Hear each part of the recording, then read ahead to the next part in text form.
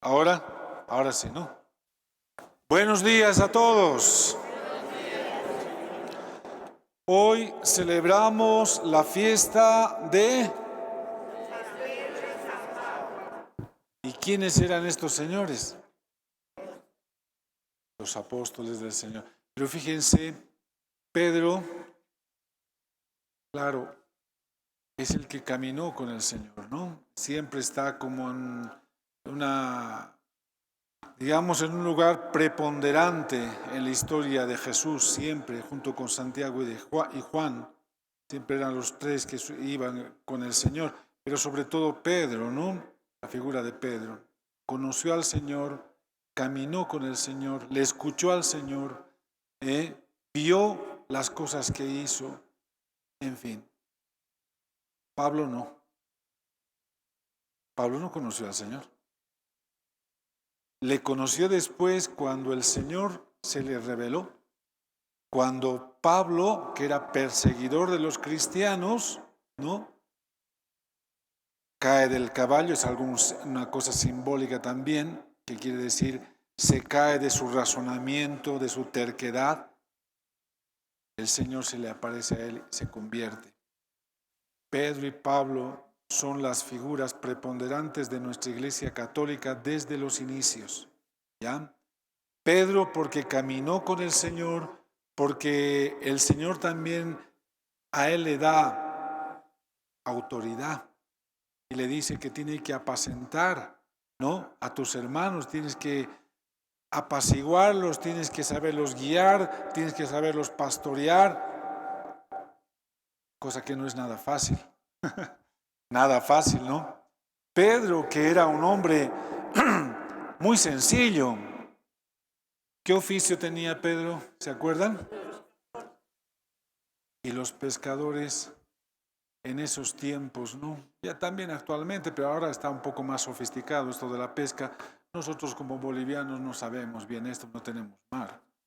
Pero los lugares donde hay mar y van ahí, mar profundo, es sacrificada esa vida.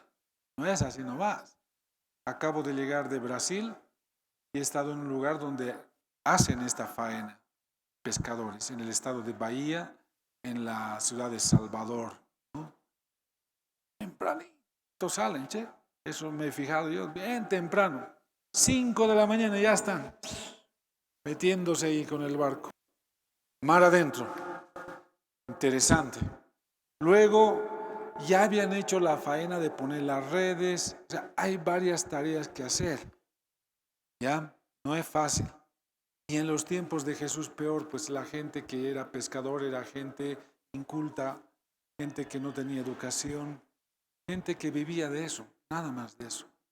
Era gente pobre también, ¿no? Ese era Pedro.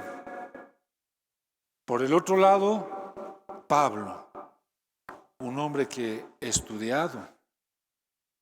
Fíjense, ¿no? Lo que les estoy diciendo, las diferencias entre Pedro y Pablo. Pablo era un hombre estudiado. Tal parece que era fariseo, doctor de la ley. Y no era quien sea en esos tiempos ser doctor de la ley. Tenía que haber estudiado, en fin, un hombre elocuente, muy sagaz, muy inteligente y lo más importante para nosotros como católicos, un gran misionero. Pedro casi siempre se quedó en Jerusalén, ¿ya? ¿Dónde murió el Señor? ¿Dónde murió? ¿En qué ciudad? ¿El Señor? Lo has trasladado a Roma. No, el Señor. ¿Dónde ha muerto el Señor? Crucificado. ¿Qué ciudad? ¿Dónde dices vos?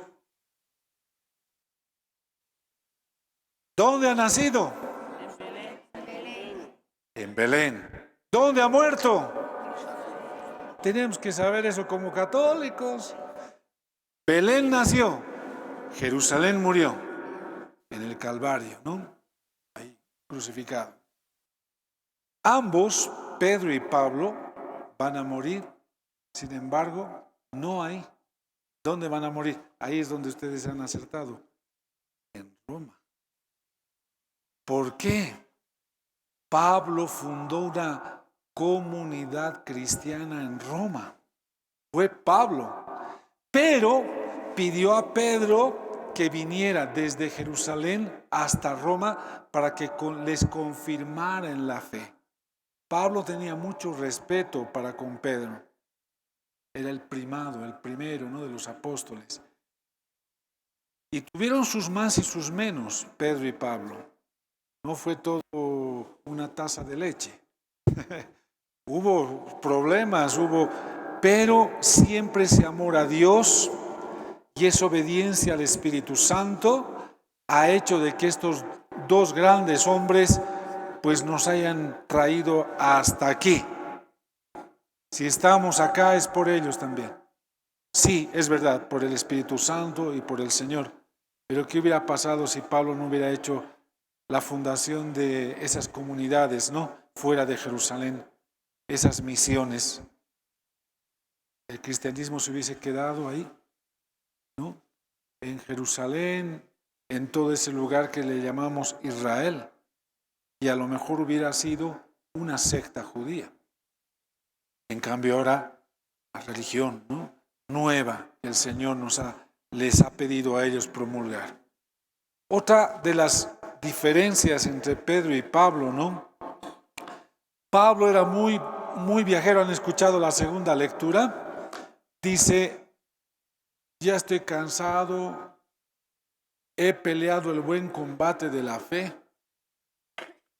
Ojalá nosotros podamos decir eso. No cuando ya seamos viejitos, sino desde ahora, ¿no? Desde ahora. ¿Qué significa esto? Que todo el tiempo vamos a estar afrontando muchos problemas con nosotros mismos, con nuestros familiares, nuestros amigos, ahí donde trabajemos, ¿no? ¿Cuáles son estos problemas? Las contradicciones que tenemos en la vida los seres humanos. Mentimos, muchas veces somos injustos, infieles, no al Señor solamente, sino a la familia, irrespetuosos, en fin.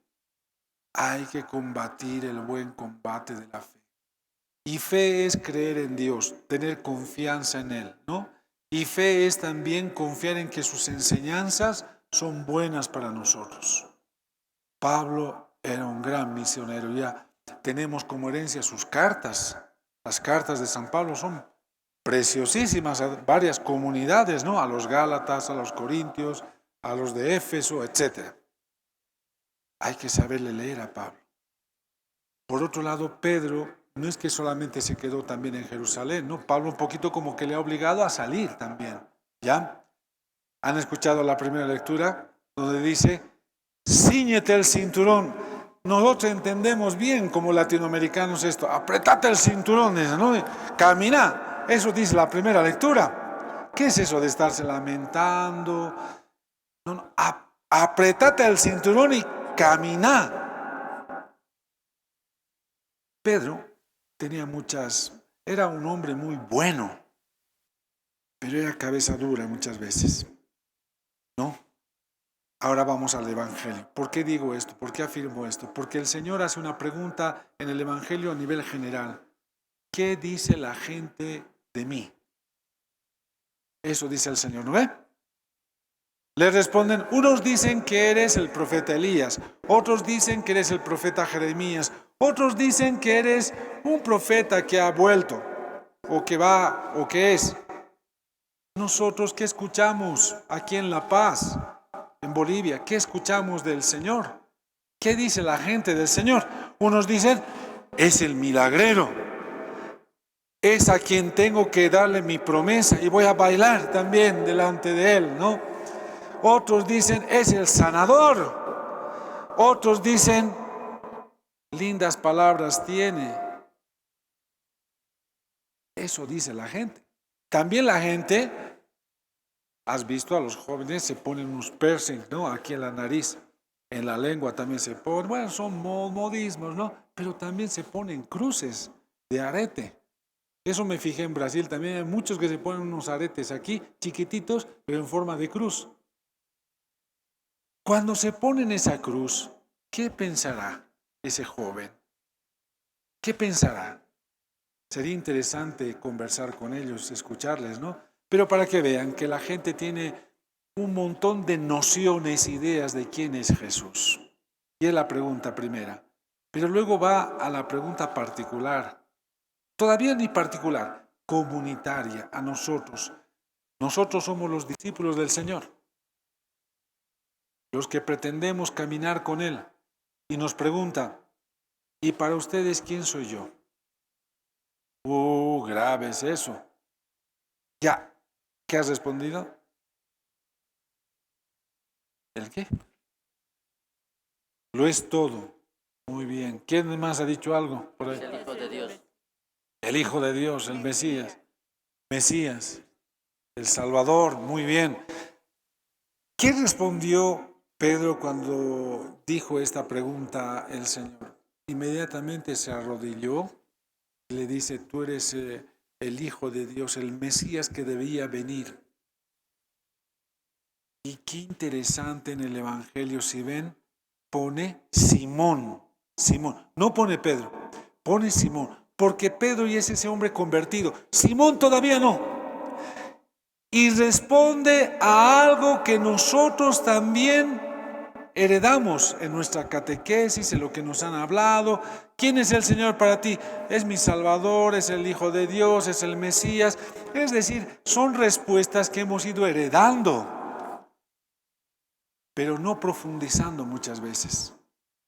Son respuestas que sabemos, pero que muchas veces no profundizamos qué significan estos títulos, ¿no? Por eso el Señor nos pregunta, ¿quién soy yo para ti?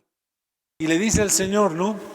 Esto que has dicho, no tienes ni idea de lo que has dicho. Así le dice, no tienes ni idea, porque esto no te lo ha revelado nadie que sea de hueso y sangre.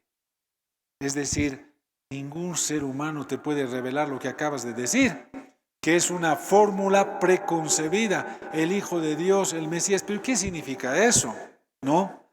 Recuerden que los judíos estaban esperando el Mesías, pero un Mesías diferente, un Mesías liberador del Imperio Romano, de la opresión del Imperio Romano. Estaban esperando que el Mesías viniera con un ejército a exterminar a todos. Y Jesús no era así. Por eso lo que Pedro confiesa ahí en ese momento, no sabe lo que está confesando. Como también nosotros no sabemos muchas veces lo que hablamos del Señor, ¿no? Tenemos la idea y la repetimos porque la hemos escuchado, pero en el fondo se trata de conocerle al Señor. Esto es muy importante, conocer su vida. Ayer he estado en unas confirmaciones de unos jóvenes que se van a casar ahí en Pavi, varios, ¿no? 25 parejas.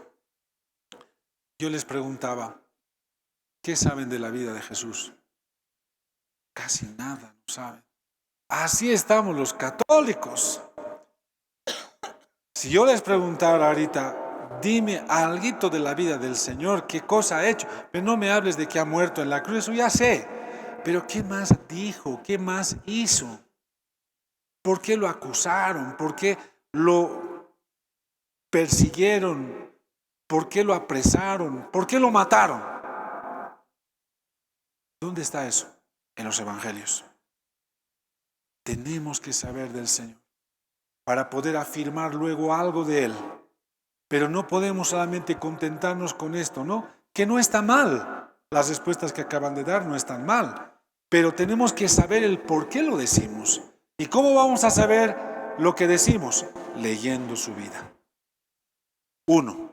2. Intimando con Él. En nuestra humilde oración, no solamente la Eucaristía, sino en nuestra oración personal, ¿no? Señor, le decimos pues todas nuestras aflicciones, también le contamos nuestras contradicciones, le contamos también nuestras alegrías, ¿no? Eso es de una persona que cree en Dios. Tenemos que hablar con Él, porque de lo contrario se tornaría en una religión fría. No hay relación, no hay nada. Es simplemente inmediatista. Tengo que venir a misa el domingo, tengo que venir, hay que cumplir. Pero eso no significa nada. Porque luego cuando salgamos por esa puerta seguiremos siendo los mismos. No. Lo que pretende el Señor, y este es un camino largo en nuestra vida, es que le conozcamos, ¿no? Y conociéndole, le amemos, y amándole, amemos a los demás. Eso es fácil, pero al mismo tiempo muy complicado y muy difícil. Pedro y Pablo. Ahora les hablaré del Papa. Hay más cosas que quisiera hablarles de Pedro y Pablo, ¿no? Por ejemplo, lo que le dice el Señor ahora, ¿no? Pone el Evangelio Simón. No le dice Pedro, le dice Simón. Es que no está convertido todavía. Ha dado una respuesta, sí, correcta,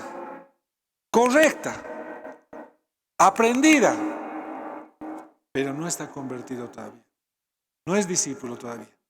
Nosotros podemos dar respuestas correctas también, bien derechitas, pero no estamos convertidos. Luego vendrá la segunda parte, ¿no? Donde le dice, oye, yo te voy a conferir esto, ¿ya?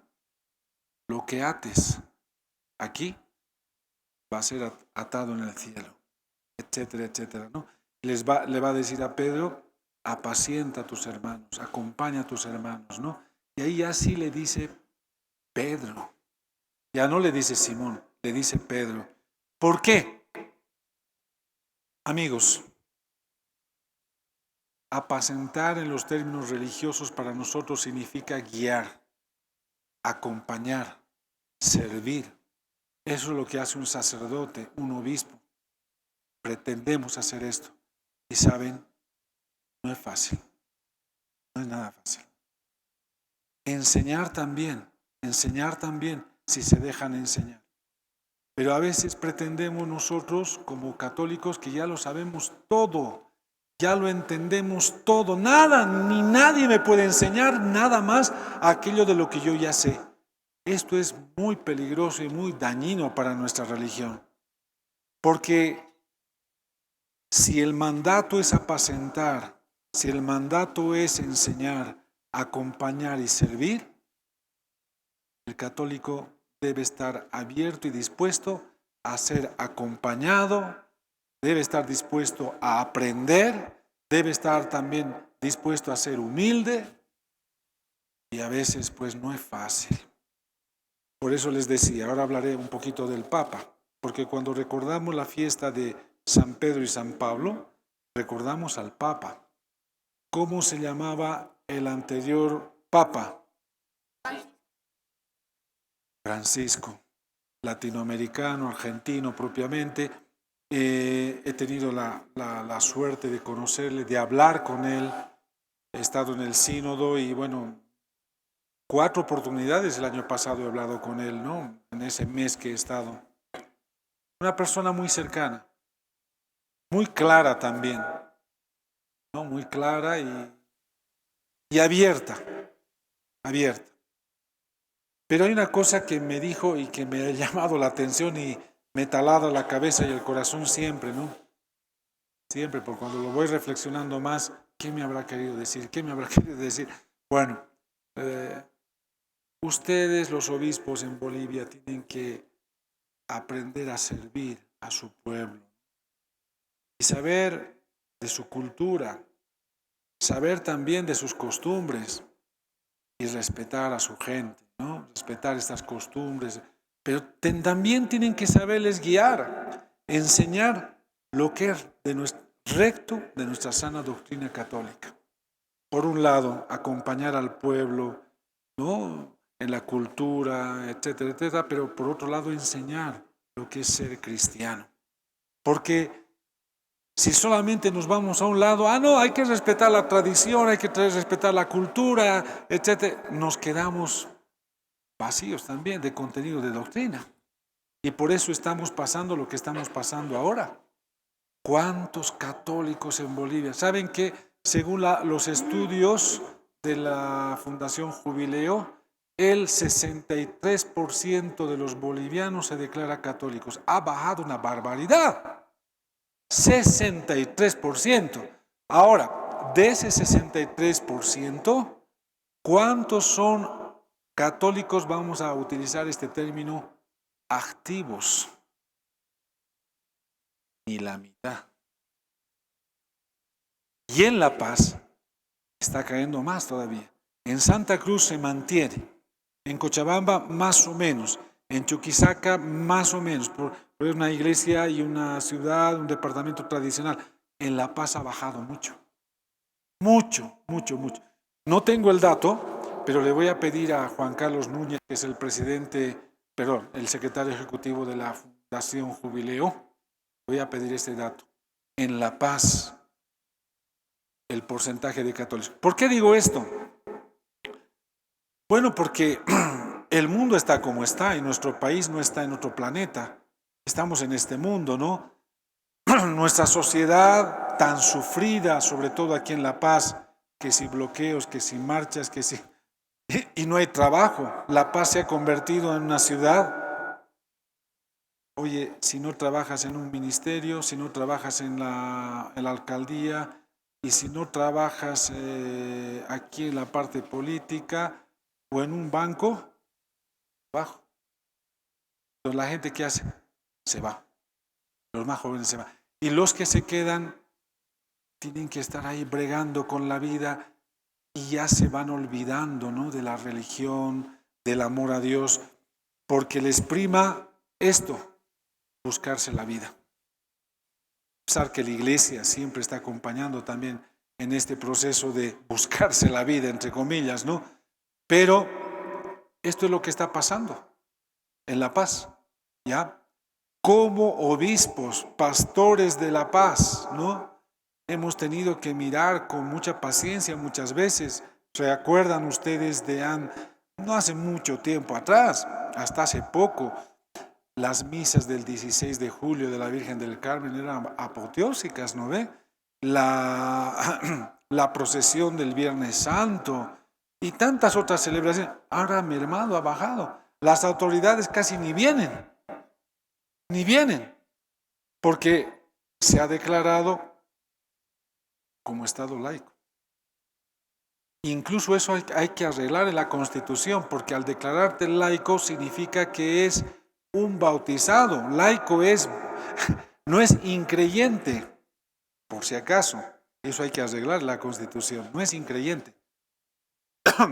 Bueno, el Papa Francisco sabía de todas estas cosas. Era muy latinoamericano y sabía de todos nuestros problemas también, ¿no? Las grandes bolsas de pobreza en Brasil, en Argentina, dramático, ¿no? Hay unas diferencias, ¿no?, tremendas. Hay unas personas que son muy ricas o que tienen mucho y hay otras que no tienen nada. Y ahí empieza la delincuencia y ahí empieza, pues, todos los males que tiene nuestra sociedad, ¿no? Bueno, ahora el Papa, León XIV, un poco fuerte suena a veces, ¿no? Eso me decía la gente. ¿Cómo se llama el Papa? León, así como si estuviese rugiendo, León. Cambio Francisco sonaba un poco más suave, ¿no? Pero les quiero contar, también le conozco y he hablado con él el año pasado, porque él era prefecto del dicasterio para los obispos. Ha estado muchos años en el Perú, Monseñor Prevost, Cardenal Prevost, ¿no? Él es norteamericano, pero habla perfectamente el castellano porque ha estado muchos años en Perú, ¿ya? No me animo a decir esto, pero sí, sabe el castellano, entonces sabe entender. Entonces hemos hablado de unos temas de aquí, también de Bolivia, y bueno, es calladito, no habla mucho, pero te da certeras, es decir, respuestas certeras te da, ¿ya? Y ahora el mensaje, ustedes tienen una hojita ahora, ese mensaje, la paz del Señor esté con ustedes, es el primer mensaje de él como Papa, muy interesante, hay muchas cosas muy bonitas, ¿no?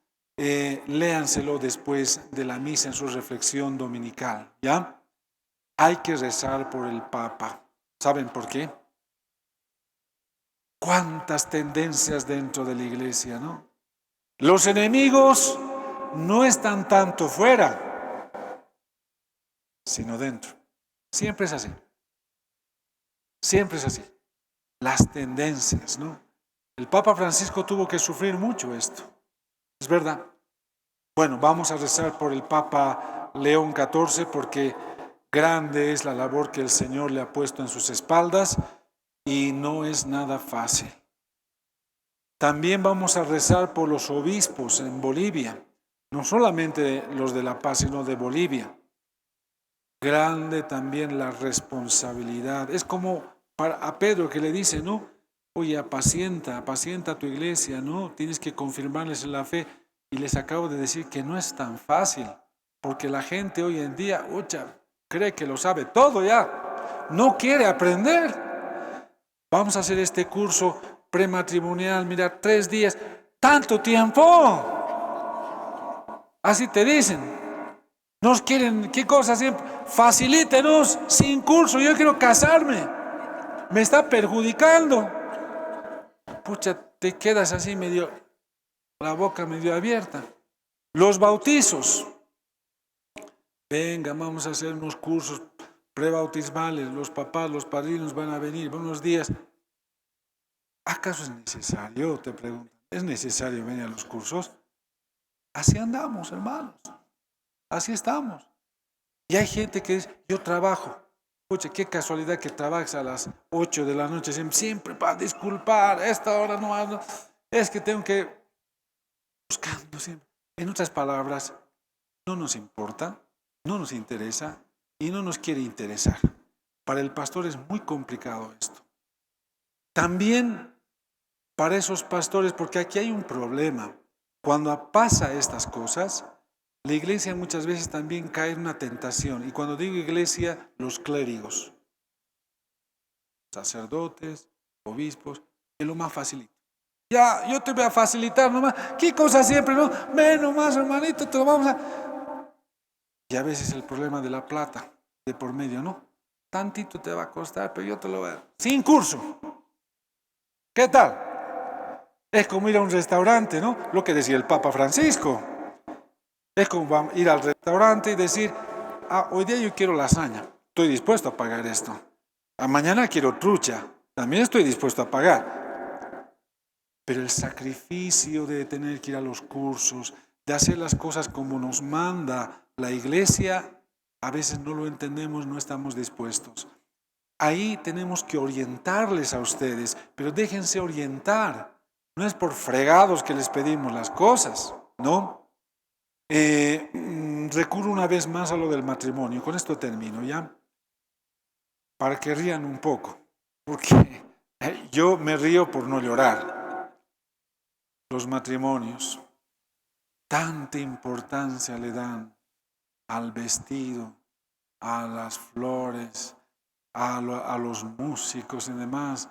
Hasta me han dicho a mí alguna vez, le voy a pagar 1.500 bolivianos, monseñor, si usted me casa en un salón ahí abajo en Aranjuez. Había habido un salón en la zona sur, unos jardines bonitos, ¿no? Con aguas, fuentes de agua.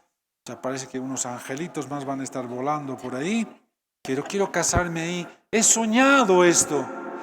El matrimonio cristiano católico, a no ser que no hubiera iglesia, siempre se realice y se efectúe y se celebre en la iglesia, porque somos católicos.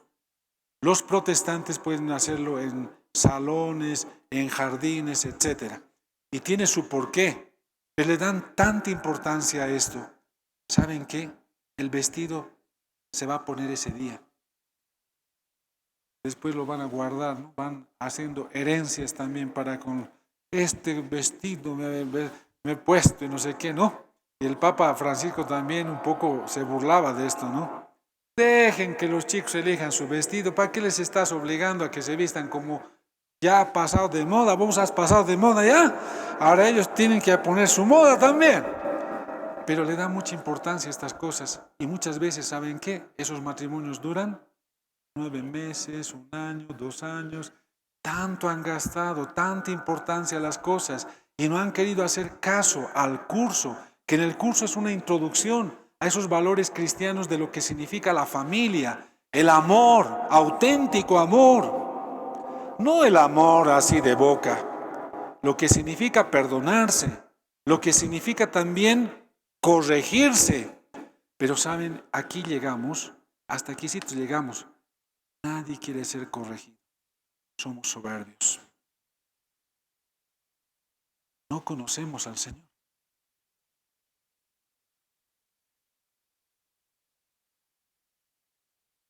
Eso con la ley educativa, querida.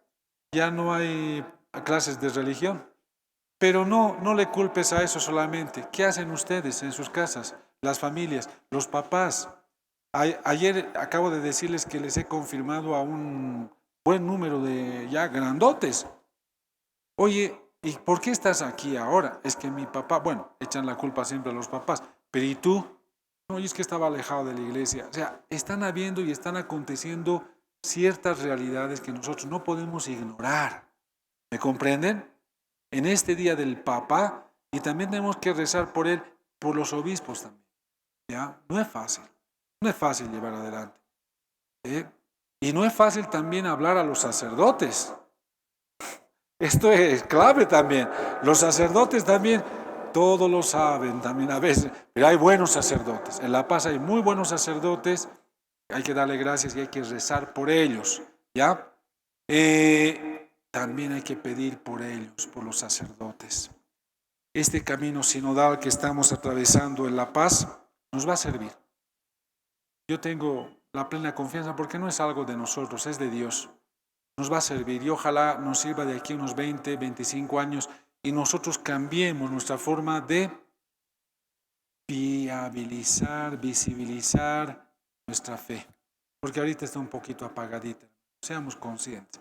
Respondemos nomás a las cosas, está bien. Es como Pedro, tú eres el Hijo de Dios, tú eres el Salvador, tú eres el Mesías, pero no conocemos todavía. Todos tenemos que seguir caminando, ¿ya? Para crecer juntos. Así sea. Amén. ¡Que viva el Papa! ¡Que viva los obispos! ¡Que vivan los sacerdotes! ¡Que vivan los laicos! Muy bien. Hoy, de alguna manera, es el aniversario de nuestra iglesia. De alguna manera, así sea. Ya nos pondremos de pie. Fuerte ese aplauso para ustedes.